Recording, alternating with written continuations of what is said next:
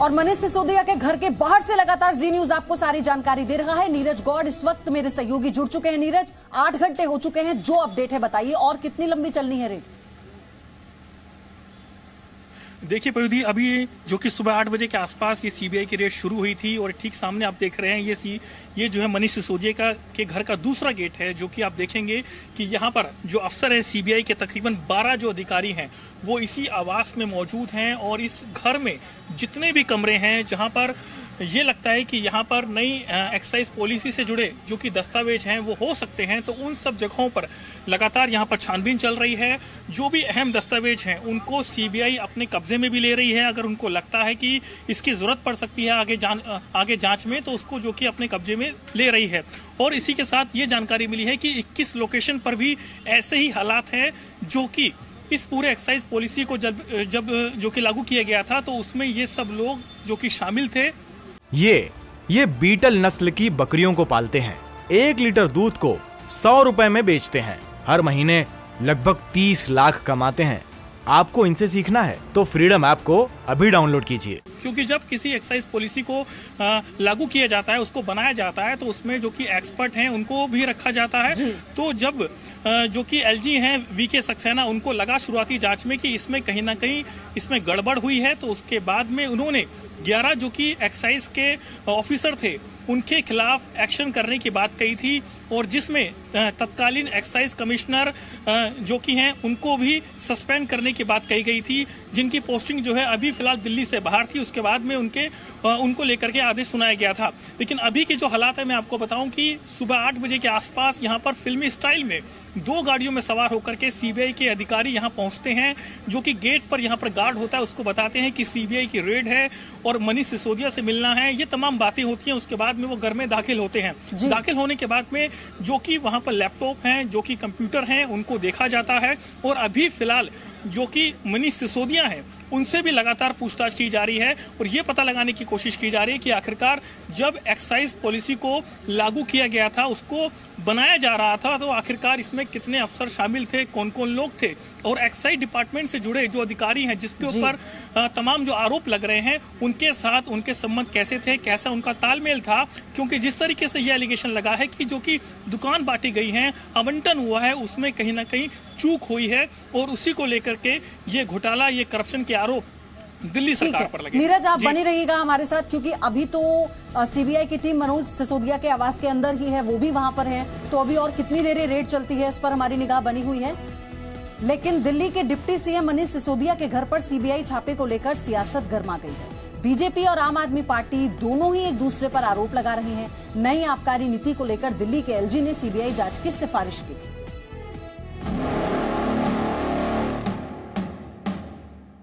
मनीष सिसोदिया के घर सीबीआई का छापा। आबकारी नीति को लेकर कसा शिकंजा। छापे को लेकर सियासत शुरू। दिल्ली की आबकारी नीति मामले में डिप्टी सीएम मनीष सिसोदिया के घर पर सीबीआई ने छापा क्या मारा, इस पर सियासत ही शुरू हो गई। सीबीआई दिल्ली समेत 7 राज्यों में करीब 21 जगहों पर तलाशी ले रही है। इसमें कई पूर्व आबकारी अधिकारियों के ठिकानों पर भी छापेमारी चल रही है। दिल्ली के सीएम अरविंद केजरीवाल ने कहा कि पिछले 7 सालों में कितने छापे पड़े लेकिन कुछ नहीं मिला। वहीं केंद्रीय मंत्री अनुराग ठाकुर ने कहा कि अगर शराब नीति में कोई घोटाला नहीं था तो उसको वापस क्यों लिया। पिछले 7 साल में भी मनीष जी के ऊपर न जाने कितनी बार रेड हुई है। ये पहली रेड नहीं है, पहले भी कई बार रेड कर चुके, कई झूठे केस कर चुके मनीष जी के ऊपर, मेरे ऊपर कई बार रेड कर चुके, सतिंदर जैन पे, कैलाश गहलोत पे, हमारे कितने लोगों पे ये लोग रेड कर चुके। कुछ नहीं मिला, अभी भी कुछ नहीं मिलेगा। तो सीबीआई अपना काम कर रही है, उसे घबराने की जरूरत नहीं है। सीबीआई को हम अपना काम करने दें। उनको ऊपर से आदेश हैं कि भाई इनको तंग करना है, ऊपर से आदेश हैं, अड़चने अड़ाओ। आज मुद्दा है शराब के ठेकों का, शराब के ठेकों में हुए भ्रष्टाचार का, और इस विभाग के मंत्री हैं मनीष सिसोदिया जी। जिस दिन सीबीआई को जांच दी उसी दिन शराब नीति को वापस लिया। अगर शराब नीति में कोई घोटाला नहीं था तो उसको वापस क्यों लिया? क्योंकि शराब के ठेकों में भ्रष्टाचार हुआ। शराब के ठेकों में दिल्ली में भयंकर भ्रष्टाचार हुआ। अरविंद केजरीवाल और मनीष सिसोदिया की सांठगांठ सामने आई। नई आबकारी नीति को लेकर जब से दिल्ली के एलजी विनय कुमार सक्सेना ने सीबीआई जांच की सिफारिश की थी, तभी से बीजेपी दिल्ली सरकार पर हमलावर है। बीजेपी जहां केजरीवाल सरकार पर घोटाले का आरोप लगाती है, वहीं आम आदमी पार्टी का कहना है कि केंद्र सरकार पहले सत्येंद्र जैन और अब मनीष सिसोदिया को अपना निशाना बना रही है। आज भारतीय जनता पार्टी और प्रधानमंत्री मोदी जी डर गए हैं, घबरा गए हैं और उन्होंने सीबीआई जैसी एजेंसियों को हमारे लोगों पर, हमारे नेताओं पर छोड़ दिया है। एक ही मकसद है कि केजरीवाल को खत्म करो, केजरीवाल को फिनिश करो।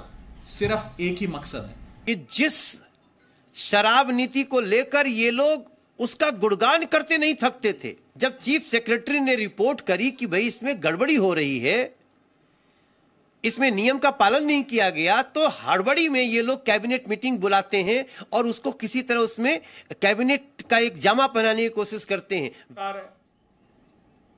और अनपढ़ों की जमात क्यों कह रहा हूं? जिस खलीज टाइम्स का ये जिक्र कर रहे हैं, उसमें तो साफ तौर पे लिखा है कि न्यूयॉर्क टाइम्स के सौजन्य से यह खबर छापी गई है। तो जब वो अखबार ही लिख रहा है कि न्यूयॉर्क टाइम्स के सौजन्य से यह खबर छापी गई है, तो उसमें फोटो भी वही रहेगी, लैंग्वेज भी वही रहेगी, लिखने वाला भी वही रहेगा। जैसे आप अपने चैनल पे किसी दूसरे चैनल की वीडियो फुटेज चलाते हैं तो लिखते हैं उस चैनल का नाम कि सौजन्य से इस चैनल के। अब अगर ये अखबार लिख रहा है, कह रहे नहीं विज्ञापन है, मतलब क्या है कि केजरीवाल के किसी अच्छे काम को देखना, ये गांधी जी के बंदर हो जाते हैं केजरीवाल के काम के मामले में। ना तो केजरीवाल का काम देखेंगे, ना सुनेंगे, ना कुछ बोलेंगे। जैसे ही केजरीवाल के सरकार के शिक्षा के, स्वास्थ्य के, कोई अच्छे काम की चर्चा होने लगती है, तुरंत ये गांधी जी के बंदर हो जाते हैं। कहते हैं ना हम अच्छा काम देखेंगे, ना अच्छा काम सुनेंगे, ना उस पर कुछ बोलेंगे। ये हालत हो जाती है, गांधी जी के बंदर बन जाते हैं लोग। अरे गांधी जी के बंदर तो बुरा मत देखो, बुरा मत सुनो, बुरा मत कहो के लिए बने हुए थे। तुम तो केजरीवाल से दुश्मनी कर रहे हो। तो कुल मिलाकर मैं फिर यही दोहराना चाहता हूं, 7-8 घंटे से जांच चल रही है। एक नहीं 1000 जांच कराओ। पहले भी भाजपाइयों आपने जांच कराई थी, कई बार आपने जांच कराई थी। मुझे याद है ऐसे ही चीख चीख के, चिल्ला चिल्ला के कह रहे थे जब केजरीवाल के, अरविंद केजरीवाल जी के दफ्तर पे छापे मारे थे आपने। ये बीटल नस्ल की बकरियों को पालते हैं। 1 लीटर दूध को 100 रुपए में बेचते हैं। हर महीने लगभग 30 लाख कमाते हैं। आपको इनसे सीखना है तो फ्रीडम ऐप को अभी डाउनलोड कीजिए।